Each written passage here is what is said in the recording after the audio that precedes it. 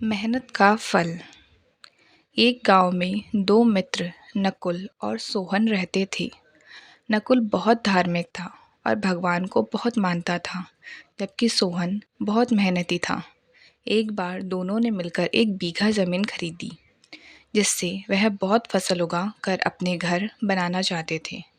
सोहन तो खेत में बहुत मेहनत करता, लेकिन नकुल कुछ काम नहीं करता, बल्कि मंदिर में जाकर भगवान से अच्छी फसल के लिए प्रार्थना करता था। इसी तरह समय बीतता गया। कुछ समय बाद खेत की फसल पककर तैयार हो गई, जिसको दोनों ने बाजार ले जाकर बेच दिया और उनको अच्छा पैसा मिला।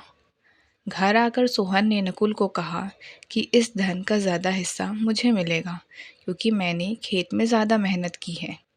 यह बात सुनकर नकुल बोला, नहीं, धन का तुमसे ज़्यादा हिस्सा मुझे मिलना चाहिए, क्योंकि मैंने भगवान से प्रार्थना की, तभी हमको अच्छी फसल हुई। भगवान ने बिना कुछ संभव नहीं है। जब वह दोनों इस बात को आपस में नहीं सुलझा सके, तो धन के बंटवारे के लिए दोनों गांव के मुखिया के पास पहुंचे। मुखिया ने दोनों की बात सुनी। सुनकर उन दोनों को एक एक बोरा चावल का दिया, जिसमें कंकड़ मिले हुए थे। मुखिया ने कहा कि कल सुबह तुम दोनों को इससे चावल और कंकड़ अलग करके लाने हैं, तब मैं निर्णय करूँगा कि इस धन का ज़्यादा हिस्सा किसको मिलना चाहिए। दोनों चावल की बोरी लेकर अपने घर चले गए। सोहन ने रात भर जागकर चावल और कंकड़ को अलग किया, लेकिन नकुल चावल की बोरी को लेकर मंदिर में गया और भगवान से चावल में से कंकड़ अलग करने की प्रार्थना की।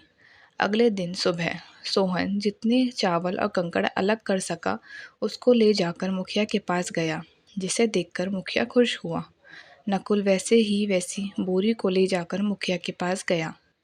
मुखिया ने नकुल को कहा कि दिखाओ तुमने कितने चावल साफ किए हैं। नकुल ने कहा कि मुझे भगवान पर पूरा भरोसा है कि सारे चावल साफ हो गए होंगे। जब बोरी को खोला गया तो चावल और कंकड़ वैसे के वैसे ही थे। जमींदार ने नकुल को कहा कि भगवान भी तभी सहायता करते हैं जब तुम मेहनत करते हो। जमींदार ने धन का हिस्सा सोहन को दिया। इसके बाद नकुल भी सोहन की तरह खेत में मेहनत करने लगा और अब की बार उनकी फसल पहले से भी ज़्यादा अच्छी हुई। इस कहानी से हमें यह सीख मिलती है कि हमें कभी भी भगवान के भरोसे नहीं बैठना चाहिए। हमें सफलता प्राप्त करने के लिए मेहनत करनी चाहिए।